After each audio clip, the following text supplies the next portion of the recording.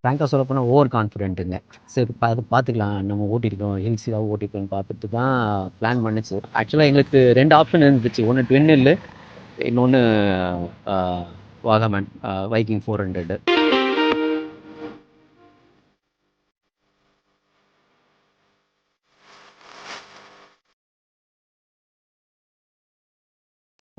Second GB வரைக்குமே நல்லாவே போச்சு. We are head of time ஆக்சுவலாக. அதுக்கப்புறம் எப்போ கிளைம் ஸ்டார்ட் ஆச்சோ அதுலேயும் நம்ம ஓரளவு புஷ் பண்ணோம். ஒரு குறிப்பிட்ட ஸ்டேஜுக்கு அப்புறம் ஆல்மோஸ்ட் 150 கிலோமீட்டர்ஸ் தாண்டதுக்கு அப்புறம் டெரெயின் வந்து அந்த கிரேடியன்ஸ் வந்து ரொம்ப ரொம்ப அதிகமாக இருந்துச்சு.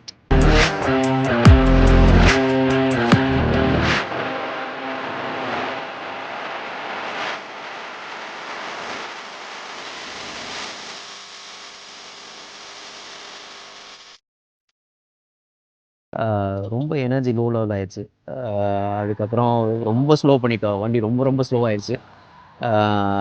அப்புறம் நவீனுக்கு வேறு கிராம்ப் வேறு. அப்புறம் ரோடு இன்ஃபேக்ட் ரொம்ப ரொம்ப ஒஸ்ட்டாக இருந்துச்சு.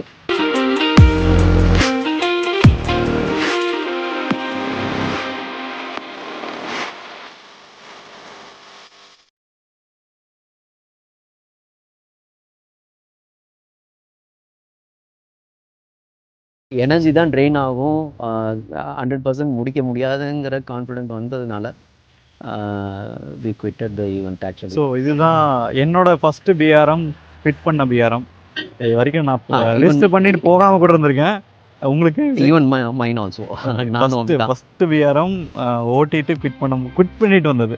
இன்ஃபேக்ட் லேட் ஃபினிஷ் கூட லேட் ஃபினிஷ் பண்ணிருக்கீங்களா? லேட் ஃபினிஷ் கூட நானும் லேட் ஃபினிஷ் பண்ணது இல்லை. ஃபர்ஸ்ட் பிஆர்எம் வந்து ஃபிட் பண்ண பிஆர்எம் இதுதான்.